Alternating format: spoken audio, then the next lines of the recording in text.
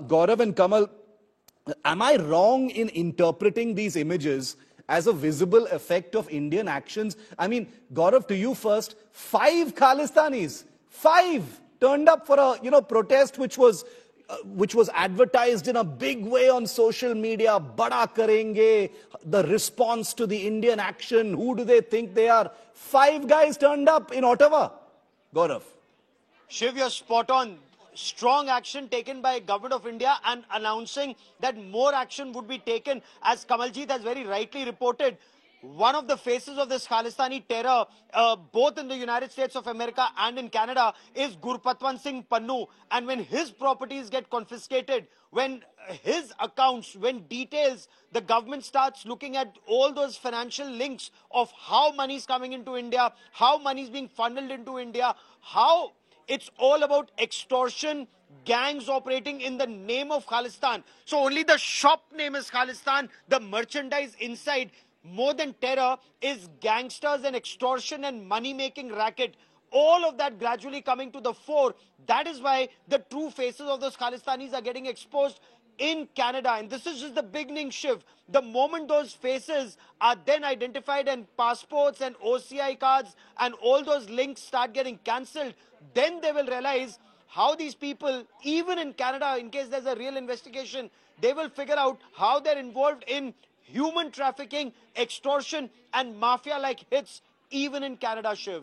And Kamaljeet's unbelievably disturbing report about the manipulation of innocent Punjabi youth by some of these Khalistani groups is going to come up in a short while from now. I'm going to play that full report by Kamaljeet for you in a moment. But Kamal, between Amritsar, Chandigarh and other places, the seizure of properties of people like Gurpatwant Singh Pannu and probably even more properties in the next few days ahead, it is having a telling effect. Because these are the material possessions, which are valued at crores of rupees that belong to some of these people hiding from the law, fugitives in Canada.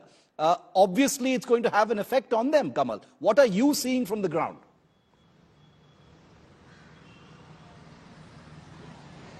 Well, it's been a long dream as far as Pakistan is concerned, whether it is a revival in Kashmir or a revival of terrorism in India. But what is significant is the sort of demand and supply matrix of pro-Khalistani elements, and they have been actually operating from Western countries, from UK, US, and now openly from Canada. The other part came in is when the gangster terror network joined hands. And what happened is that they have properties right here, but they've been freely operating for many, many years. And the government's crackdown now comes at a point of time. But we've been speaking to our sources in the intelligence agencies and the NIA. They're saying this is going to be a painstaking process because it's not going to be overnight. The properties are going to be seized. They have to be foolproof. They have to be abiding by the law. They have to ensure that no other person suffers on account of these properties being seized. Yes. So this is where the crackdown will eventually begin, and more raids are likely to happen in the next few days where the properties of those who are involved in these Khalistani extremists, and the matrix of demand and supply says that those who've been innocent were called in by sponsoring visas, by promising them tickets to go to Canada, and from thereafter they were asked to give in support for the Khalistani cause, even though they may not agree with it, but that is how they were really lured. And the second is there were several students who, after completing their graduation or others, could not find a job. So these are the people who are the real targets of these radicals. But meanwhile, it does seem that Canada has always managed to look the other way.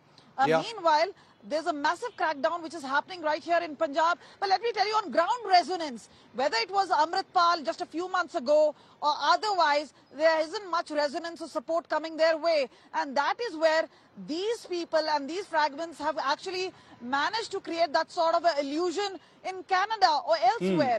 But the fact remains that Punjabis or Sikhs do not support this particular cause. And that is why on ground you won't see any of sort of a support for them. Zero resonance, absolutely zero sympathy. The manipulation of proud Indians by a very tiny section of Khalistanis sitting in Canada under the protection of that country are now facing the heat.